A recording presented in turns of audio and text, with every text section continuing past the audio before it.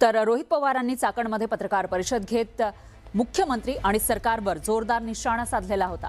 कागदावरच्या कंपन्या होत्या म्हणून त्या बंद झाल्या असं मुख्यमंत्री म्हणत असतील तर ते हास्यास्पद आहे, अशा शब्दात रोहित पवारांनी मुख्यमंत्र्यांवर टीका केली आहे। 2000 कोटींच्या डेटा सेंटरमधून फक्त सुमारे 100 नोकऱ्या मिळणार असतील तर अशी गुंतवणूक किती उपयोगाची असा सवाल सुद्धा रोहित पवारांनी केलाय।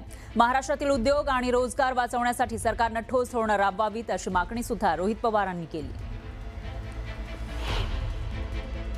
मुख्यमंत्री साहेब असे एखादं वक्तव्य करत असतील की काय नाही, कागदावरच्या कंपन्या होत्या त्या बंद झाल्या, हे हास्यास्पद आहे।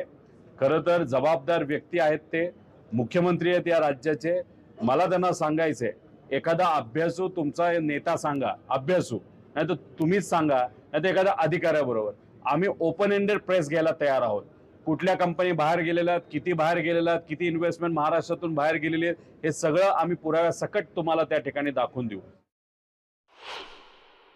बऱ्याच वेळा राज्याचे मुख्यमंत्री आजचे म्हणतात डेटा सेंटरमध्ये एवढी इन्व्हेस्टमेंट आली।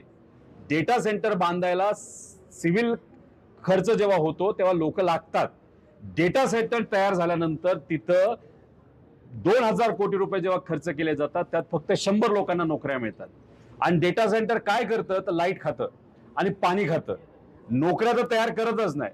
त्यामुळे आम्हाला या सरकारला विनंती करायची, या महाराष्ट्रामध्ये डेटा सेंटर आम्हाला नको।